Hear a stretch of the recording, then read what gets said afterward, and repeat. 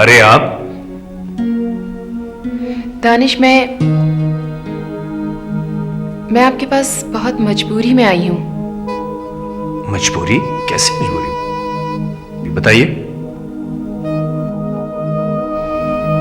मैंने बहुत आवाजें दी,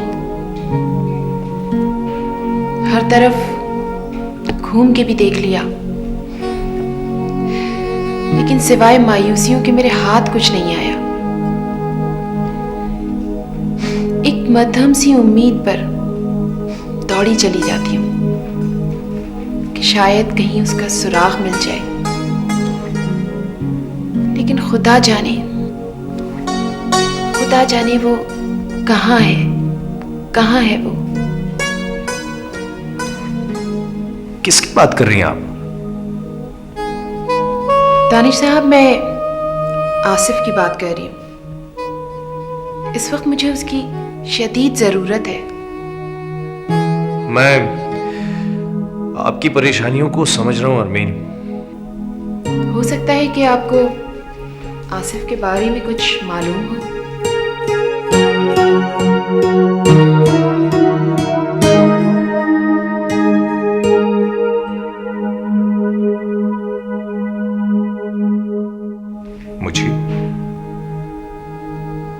मुझे कैसे मालूम है?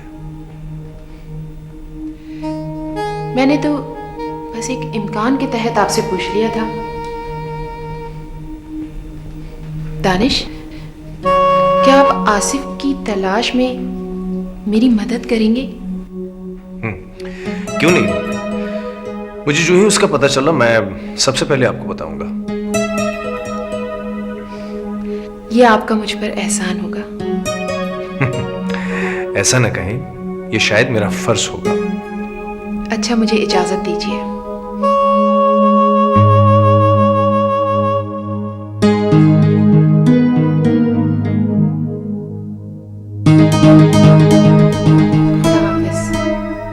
खुदा हाफिज।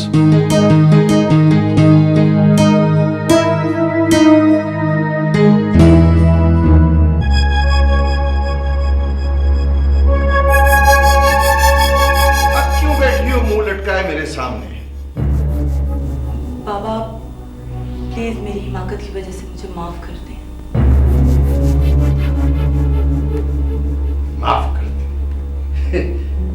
अब माफी मांगने से क्या फायदा?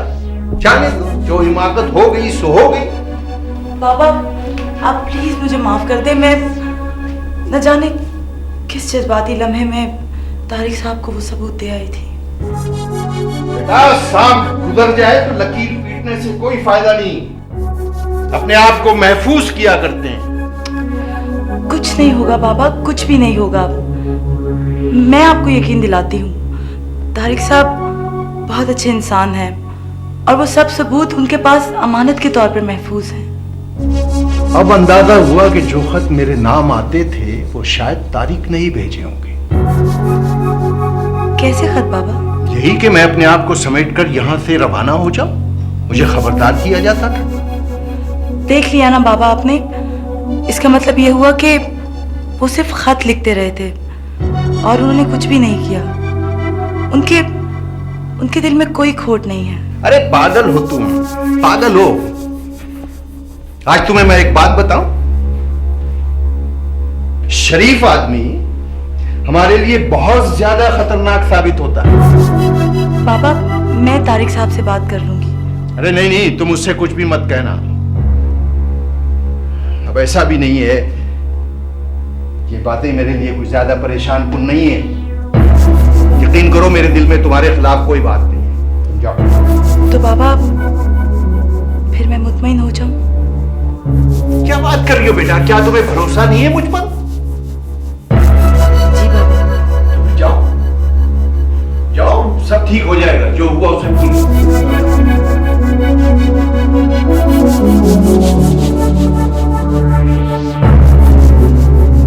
थैंक यू बाबा।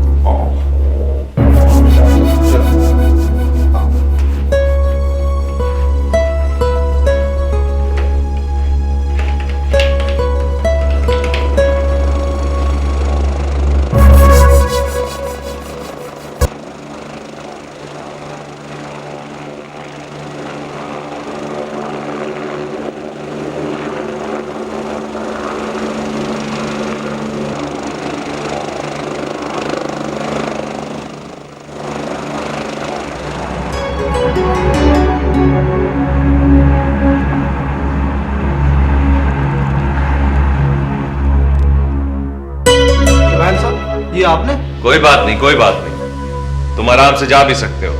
लेकिन क्यों? आखिर मेरा कसूर क्या है? आपने मुझे इस तरह क्यों बुला रखा है? तुम मुझे सिर्फ ये बताओ कि तुम मेरे मेहमानों को कहां लेके गए थे? आपके मेहमानों को? हाँ, वही लोग जिनकी जिम्मेदारी तुम्हें दी गई थी। सर, आपने जहाँ कहा था वो लोग वहीं गए थे। बकवास करते हो तुम।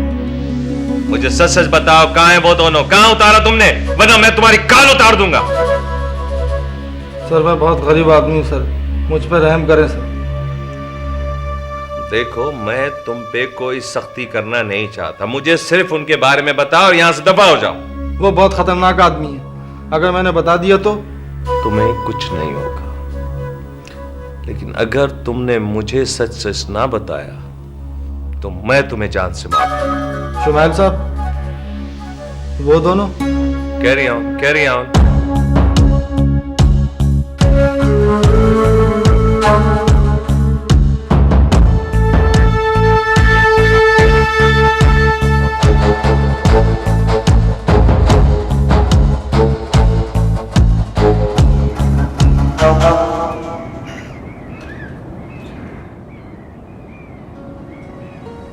सारा, आपने यहाँ कैसा फील किया?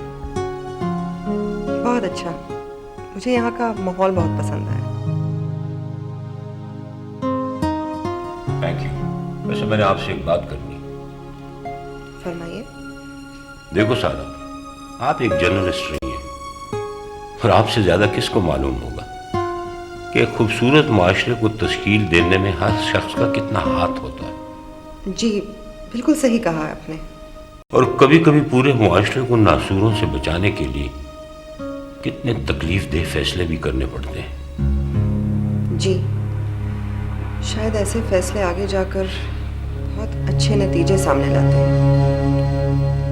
मैं भी यही कहना चाह रहा हूं। मैं कई दिनों से एक शदीद कर्म में मुब्तला हूं। ऐसा महसूस हो रहा है कि मैं जैसे किसी जुर्म का इर्तिकाब कर रहा हूं, क्योंकि मैंने मुआशरे के इस नासूरों को बेनकाब नहीं किया बल्कि उनकी हिफाजत की है। मैं आपकी बात नहीं समझी। मैं जानता हूं सारा कि मैं अपने आप पे जबर कर रहा हूं। यहां पर कितने लोगों ने आकर कानून शिकनी की है, कितना तबाह किया इस माशरे को, और उनमें से कुछ ऐसे हैं जो आपके बहुत करीब हैं। तारिक साहब, मैं समझ गई आप क्या कहना चाह रहे हैं। आपके जहन में शायद बाबा खटक रहे हैं, मगर मैं समझती हूँ कि शायद आप बाबा जान के दूसरे रूप को नहीं जानते। दूसरा रूप? जी तारिक साहब, असल में सरगाम साहब की हैसियत एक ऐसे घने पेड़ जैसे है जिसके साए में बहुत से बेअमान मुसाफिर अमान पाते हैं। ओह, ये तो आपकी ऑब्जर्वेशन होगी ना? ऑब्जर्वेशन नहीं है तारिक साहब, ये मेरा ज़ाती तजुर्बा है। मैं खुद भी उनमें से एक हूँ, और मेरे जैसे न जाने और कितने हैं, मगर हम सबको बाबा जान ने समेट कर रखा है। अगर ऐसा है तो फिर उन्हें इस नेक मकसद में मेरा साथ देना चाहिए। आप बात करके देखें उनसे। मेरा दावा है कि आप खुद भी उन्हें एक बहुत मुख्तलिफ इंसान पाएंगे। ओके।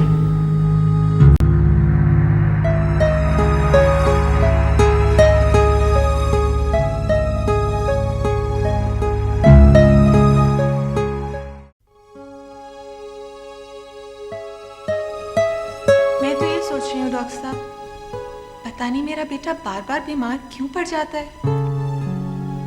मैं भी यही सोच रहा हूँ, लेकिन आप घबराएं नहीं, एक दिन आपकी ये बात समझ में आ जाएगी। समझ में आ जाएगी? हाँ हाँ, अपने डैडी से पूछ लें। हाँ हाँ बेटा, डॉक्टर साहब ठीक कह रहे हैं। डॉक्टर साहब एक बात बताएं, आप यहाँ मेरे इलाज के लिए तो नहीं आए ना? नहीं नहीं, मैं तो बच्चे के लिए आया हूँ। हाँ, मैं भी यही सोच रही थी कि मैं तो बिल्कुल ठीक हूँ, मुझे तो कुछ नहीं हुआ। हाँ हाँ, आप बिल्कुल ठीक हैं। अपने कमरे में जाऊं? हाँ बेटा ठीक है, तुम जाओ।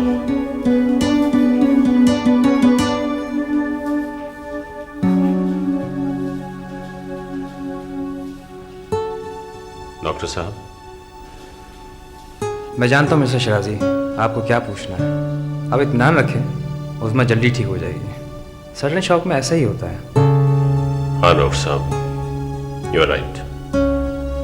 वो अपने बच्चे से बहुत मोहब्बत करती थी। माँ है ना, बच्चे से मोहब्बत तो उसके नेचर में होता है। डॉक्टर साहब, अब मेरी सारी तवज्जो सिर्फ उस्मा के लिए है। मैं ये सब कुछ भूल चुका हूं कि मैं कौन हूं, क्या था और मेरा बैकग्राउंड क्या है। This is life mister शराजी। वैसे मैंने सुना है कि यहाँ के लोग आपसे बहुत मोहब्बत करते हैं। हाँ डॉक्टर साहब, मैंने लोगों पे कभी एहसान किया था और आज तक ये लोग वो एहसान अपने सीने से लगाए बैठे हैं। ये सीधे साधे लोग अपनी फितरत में बहुत बड़े होते हैं। ओह श्योर, वैसे मैं उस्मा के लिए रोजाना आता रहूँगा। डॉक्टर साहब, वैसे आप ट्रीटमेंट क्या देंगे? आप इसे साइकोथेरेपी समझ लें। अच्छा अच्छा डॉक्टर साहब, आपकी आमद का बहुत बहुत शुक्रिया। खुदा हाफिज़।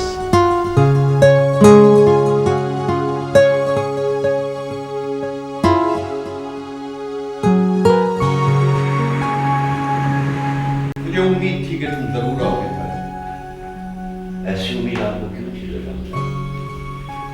इसलिए कि तुम खुद जिस कश्मकश में मुब्तला हो उससे मैं जानता हूं। एक तरफ तुम्हारी उसूल पसंदी है और दूसरी तरफ तुम्हारी वो नेचर जिसमें मुरव्वत और खुलूस शामिल है। आप ठीक कहते हैं जरगाम साहब, वाकई मैं बहुत कश्मकश में मुब्तला हूं। सोच सोच कर मेरी नातों की नींदें हराम हो गई। लेकिन अब मैंने इस कश्मकश को तोड़ने का इरादा कर लिया है। अच्छा, वो किस तरह? वो मैं आपके पास एक दरख्वास्त लेकर आया हूं। अगर आप मान जाए तो बहुत ही अच्छा होगा। कहो क्या चाहते हो? सर, आप अपने आप को पुलिस के हवाले कर दें। क्या? जी हाँ, पुलिस के हवाले। तुम क्या कह रहे हो? मैं अपने आप को पुलिस के हवाले कर दूं? जी हाँ, मुझे बहुत अफसोस के साथ ये बात कहनी पड़ रही है कि आपकी शख्सियत का तासुर ही कुछ और है। एक हमदर्द, मेहरबान और मुखलिस, आपकी तकलीफ की जाती है। अगर बारिश की पहले कतरे की तरह आपने कदम उठाया तो बाकी मामूली कारिंदे अपने आप खुद मर जाएंगे। तारिक, शायद तुम मेरे पूरे हालात से वाकिफ नहीं हो। मैं सिर्फ इतना कहना चाहता हूं जरगाम साहब कि आपको फायदे का सौदा कर लेना चाहिए। ये फायदे के सौदे से तुम्हारी क्या मुराद है? जरगाम साहब, आपने जिंदगी में बहुत कुछ हासिल किया, दौलत, इज्जत, शोहरत, लेकिन शायद अब आपको अपनी तही दामनी का एहसास हो रहा होगा। जैसे रेल आने से पहले स्टेशन लोगों से भरा रहता है, लेकिन जब रेल गुजर जाए तो सिर्फ सन्नाटे रह जाते हैं।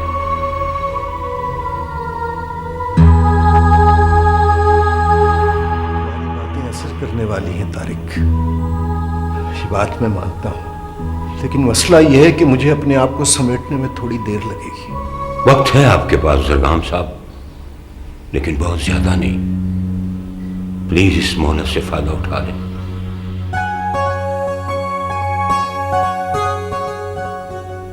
ठीक है,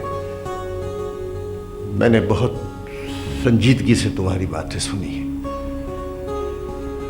मैं सोचना चाहता हूं। मैं इसलिए आपके पास आया हूं कि आप जैसी शख्सियत को मशवरा या इदाद देना मुझे अच्छा नहीं लगता। बहुत शर्मिंदगी में महसूस करता हूं, लेकिन मेरे पास भी तो कोई और रास्ता नहीं है। नहीं, तुम फिक्र न करो, मैं तुम्हारी परेशानियों को खत्म कर दूंगा। अच्छा, अब मैं चलता हूं जरगान साहब। जाओ, लेकिन इतना याद रखना तारिक कि अगर मैंने तुम्हारी बात पर अमल न किया तो इसका मतलब होगा कि जिंदगी ने मेरे पैरों की जंजीरों में कुछ और जंजीरों का इजाफा कर दिया। काश आप इससे जंजीरें तोड़ने का हौसला हासिल कर लें। मैं आपके लिए नेक ख्वाहिशात ही कर सकता हूं। खुदा हाफिज।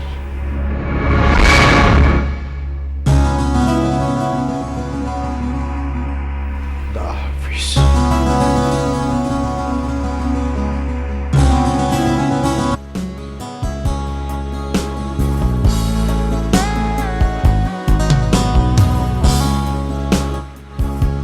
ये जो पिस्तौल है, इसमें डलने वाली गोली भला कितनी बड़ी होती है?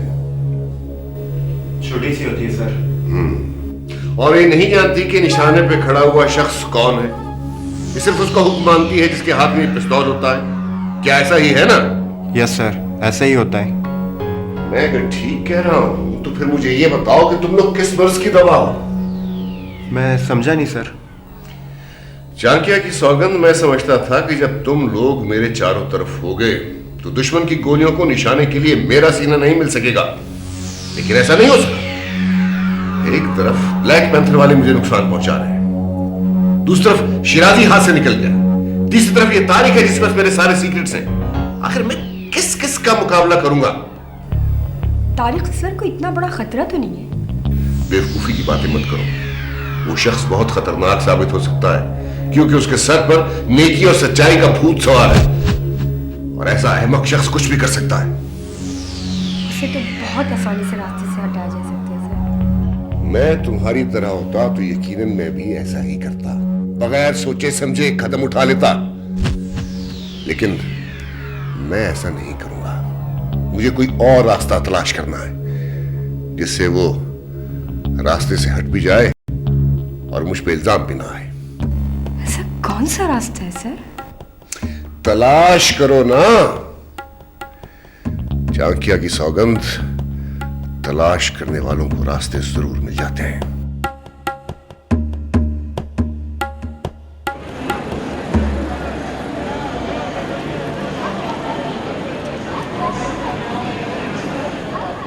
नहीं, सिर्फ उसकी निगरानी करते रहो, करना कुछ भी नहीं है।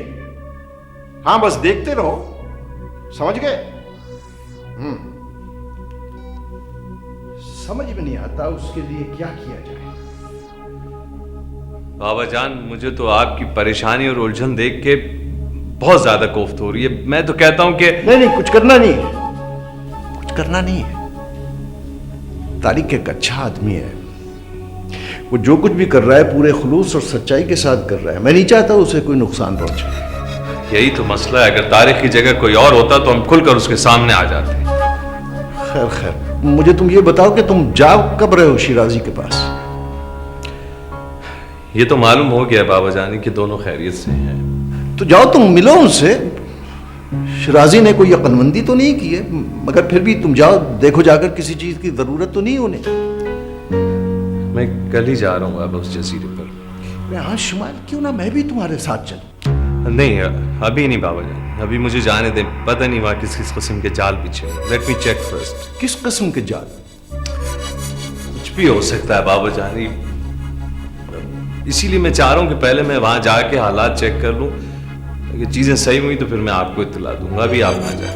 अच्छा, तो फिर जाओ, मगर जरा ख्याल रखना, पुलिस हम सबों की निगरानी कर रही है। कहीं ऐसा ना हो कि वो तुम्हारा ताक़ुब करते हुए वहां तक पहुंचे। ठीक है, मैं पूरी एहतियात करूंगा।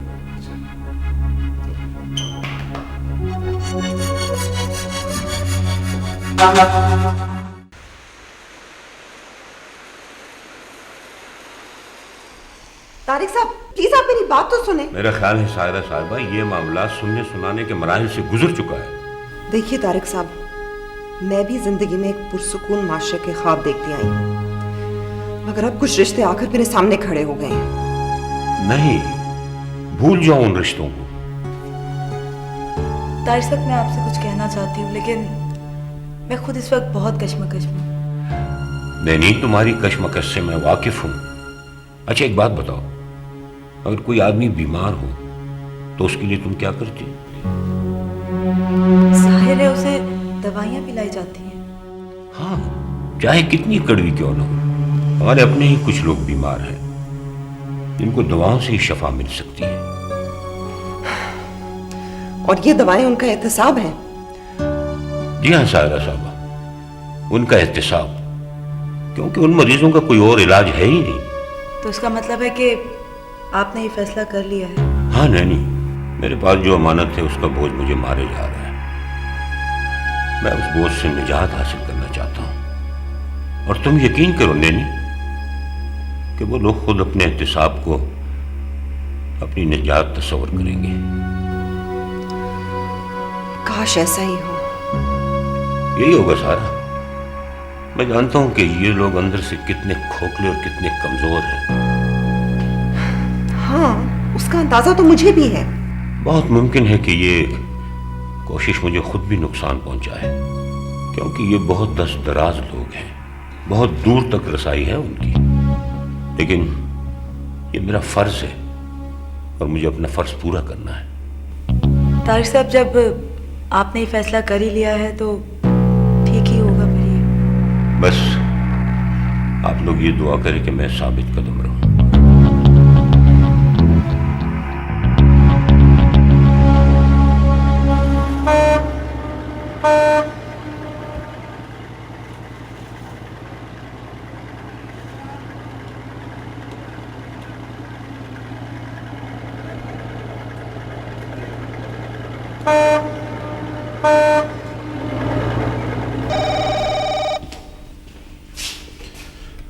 हेलो, कौन?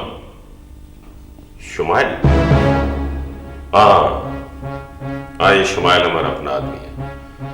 इसे हिफाजत से अंदर आने देना। ओके।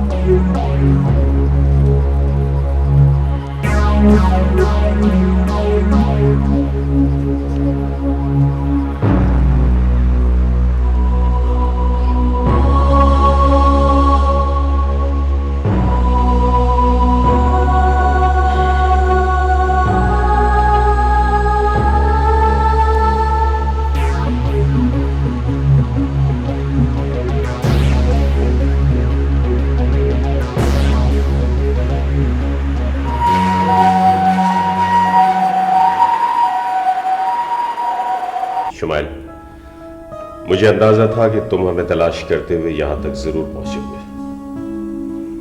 मुझे तो और लोगों का भी इंतजार था। वो लोग क्यों नहीं आए? आ जाएंगे उस्मा, वो लोग भी आ जाएंगे सब।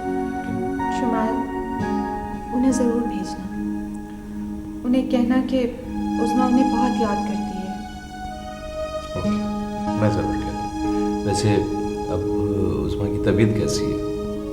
पहले से तो काफी बेहतर है। She is alright now. पापा, आपने फिर वही बात की। क्या मैं बीमार हो गई थी? अरे नहीं बेटा, बीमारी मार नहीं, तुम्हारे सर में तो सिर्फ दर्द रहता था। पता नहीं मुझे क्यों याद नहीं आता। पापा, मैं अपने कमरे में जाऊं? हाँ ठीक है, तुम जाके आराम करो, जाओ। मेरा पैगाम पहुंचा देना शुमाइल।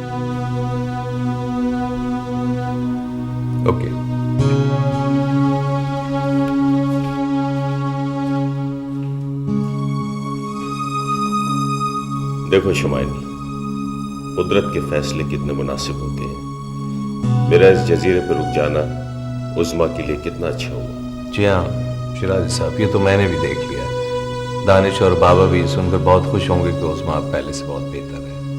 शुमाइल, उन्हें इत्मीनान दिला देना कि हमें बाला जैसे लोग मिल गए हैं जिन्होंने पूरी तरह हमारा साथ दिया है। ठीक है, अब मेरा ख्याल है कि मैं चलूँ, मुझे इजाज़त दें, शाम से पहले पहले मैं पहुँच जाना चाहता हूँ। ओके शुमाइल, और जरगाम को हमारी तरफ से इत्मीनान दिला देना कि वो हमारे लिए परेशान ना हो। ओके।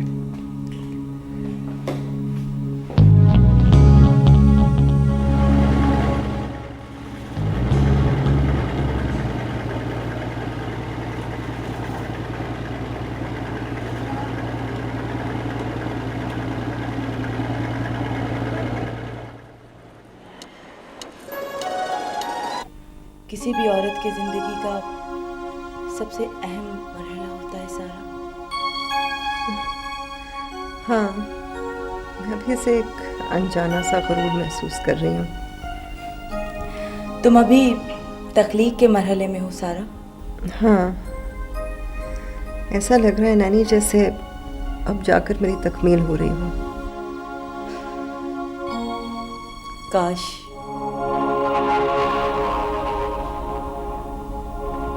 क्या हुआ नैनी, क्या सोच रही हो? कुछ नहीं सारा, कभी कभी यूं ही उल्टे सीधे ख्यालात बहुत परेशान करते हैं। तुम सोचा मत करो नैनी, जिंदगी के मामलात अपना ही हिसाब किताब रखते हैं, उनकी अपनी एक रफ्तार होती है। और हम इस रफ्तार के सामने अपनी तमाम तर तदबीरों के बावजूद बेबस होकर रह जाते हैं। लेकिन अक्लमंदी इसी में है नैनी कि वक्त के फैसले को कबूल कर लिया जाए और अपने आप को संभाल लें। बहुत सी बातें अपने इख्तियार में नहीं होती सारा। इख्तियार को अपने विल पावर से नाफिज करना पड़ता है। शाख से टूटे हुए पत्ते के पास अपनी विल पावर कहाँ होती है सारा। हवाएं उसे इधर से उधर दौड़ाती फिरती हैं। बहरहाल तुम अपना ख्याल रखना, अब मैं चलती हूँ।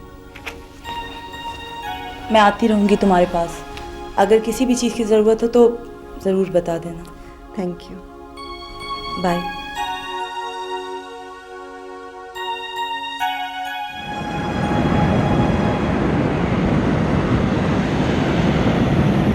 हाँ, जैसे मैंने कहा है वैसे करो तुम। नहीं, उसे टच करने की जरूरत नहीं है, बस वॉच करो दूर से। ओके। बाबा जानी, ये मेरा ख्याल है तारिक ही हमारे लिए मसला बना हुआ है। हाँ, बस वही एक टेंशन है मेरे लिए भी, और फिर मैं खुद को बेबस महसूस करने लगा हूँ। जी बाबा जानी, ये बात तो है, वो ऐसा आदमी है कि हम उस पर दबाव भी नहीं डाल सकते। खैर, शुमाइल की कोई इत्तला मिली? जी हाँ, वो वापस आने वाला ही होगा। सारा हॉस्पिटल में? जी बाबा जानी, फोन तो आया था, वैसे वो ठीक है। खैर चलो, एक इत्मीनान तो हुआ कि शिराजी और उज़मा की खैरियत मालूम हो गई। सबसे ज्यादा परेशानी तो उन्हीं दोनों की तरफ से थी। अच्छा ये बताओ, तारीख के सिलसिले में क्या किया जाए? कोई तजवीज है तुम्हारे ज़हन में? बाबा जानी, आप परेशान ना हो, ये मसला आप मुझ पे छोड़ दें, मैं इसे दूसरे तरीके से हैंडल कर लूंगा। लेकिन कोई गैर जिम्मेदाराना हरकत नहीं करोगे तुम? जी बाबा जानी, आप मुतमईन रहें, मेरी तरफ से ऐसी कोई बात नहीं होगी। अच्छा, सारा को भी जाकर अस्पताल में देख लेना, अब उसकी जिम्मेदारी भी हम पर है। जी, आप बिल्कुल फिक्र न करें।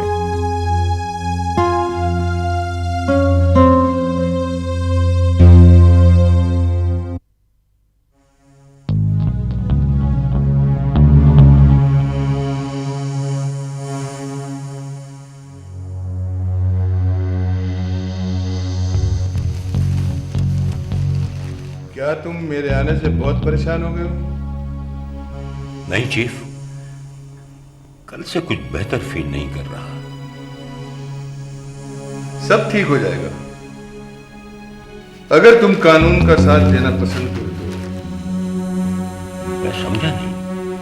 मेरा मतलब है तुम्हें सुकून मिल जाएगा, तुम्हारे सर का बोझ हल्का हो जाएगा। मेरे सर पर तो कोई ऐसा बोझ नहीं।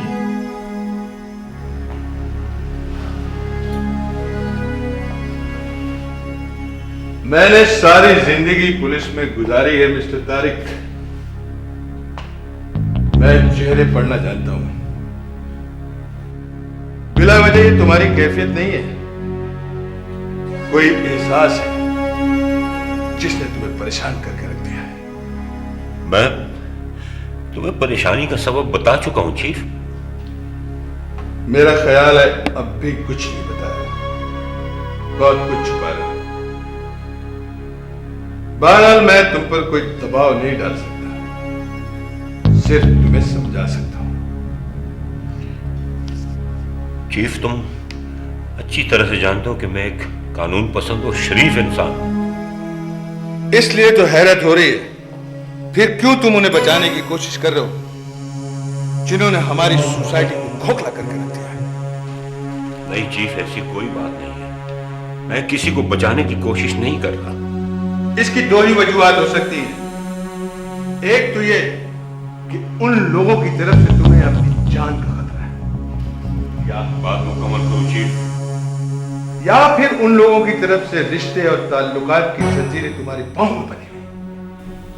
क्या तुम ऐसे ही समझते हो? हाँ, मैं यही समझता हूं और मुझे यकीन भी है। देख, कहीं ऐसा ना हो कि कानून मुजरिमों का साथ देने के जुर्म में तुम्हें भी मुझे समझने लगे। चलता हूं।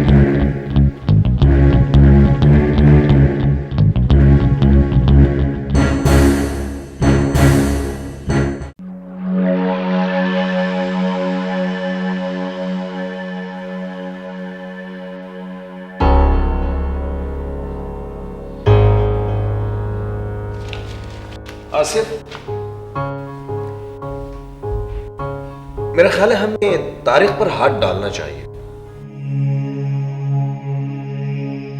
तारिक पर? हाँ, तारिक पर। तारिक के पास बाबा के खिलाफ कुछ सबूत है और मैं भी उसमें शराजी अंकल और मल्होत्रा भी इन्वॉल्व हूं, लेकिन हमें मल्होत्रा से कोई गर्ज नहीं है।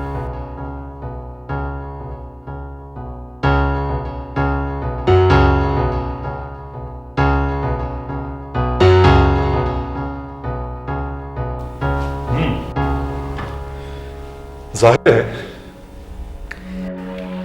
आसिफ, हमें ये सबूत किसी ना किसी तरह से, जिस तरह से भी हो, हमें हासिल करनी है और बहुत जल्द, बस। मगर तारिक पर हमारा मतलब है कि ना, वही झिझकने वाली बात है। यही कैफियत हमारी भी है। अब आसिफ, अपनी बका के लिए ये जंग तो हमें लड़नी होगी ना। तो फिर हम क्या करें? फिर ये कि ये सबूत उससे निकलवाओ, चाहे जैसे भी हो, लेकिन इस बात का ख्याल रहे कि उसे कोई नुकसान न पहुंचे, क्योंकि ये बाबा का हुक्म है। हम खुद भी ये नहीं चाहेगा। क्या करना है, किस तरह करना है, ये सोचना तुम्हारा काम है। मैंने तुम्हें एक टास्क दे दिया है, दैट्स ऑल। अब मजा आएगा। खून गर्म रखने का बहाना हमारे हाथ आ गया। देखो आसिफ, ये काम जितनी जल्दी हो उतना ही बेहतर है। कहीं ये हो कि ये सबूत किसी और के हाथ लग जाए। ओ यारा दानिश, तुम फिक्र मत करो, ये काम अब कल ही हो जाएगा। Good, all the best.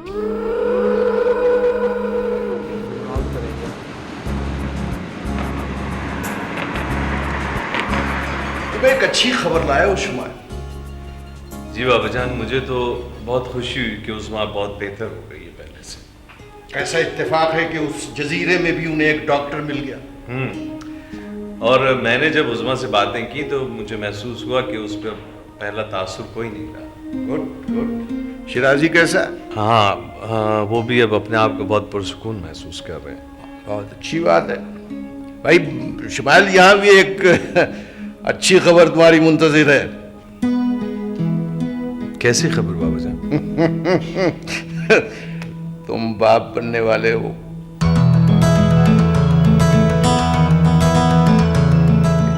ये क्या है ना, कितनी बड़ी और अच्छी खबर। सारा अस्पताल में। अच्छा,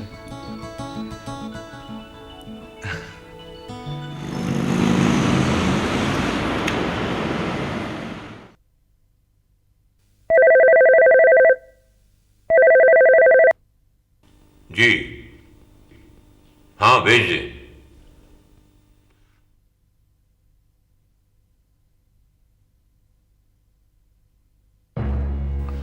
आइए आइए, मैं क्या खिदमत कर सकता हूँ? खिदमत तो हम आपकी करेंगे। क्या मतलब? तारिक साहब, आपको हमारे साथ चलना होगा। तुम्हारे साथ? कहाँ? हमें ये बताने की इजाजत नहीं है। हम तुम्हें लेने आए और साथ लेके जाएंगे। क्या बकवास है ये? तारिक साहब, बेहतर है आप हमारे साथ चल दें, वरना क्या? वरना ये कि हम खाली हाथ जाने वाले नहीं हैं। लेने आए हैं और साथ लेकर ही जाएंगे। मैं नहीं जाऊंगा तुम्हारे साथ। तारिक साहब, आप बहुत समझदार आदमी हैं। ये अच्छा नहीं होगा कि हम आपके साथ कोई बुरा सलूक करें। चले तारिक साहब, हमें वैसे भी देर हो रही है। देख लो, तुम लोगों को ये हरकत बहुत महंगी पड़ेगी। चलें, बस आप चलें, बस चलें।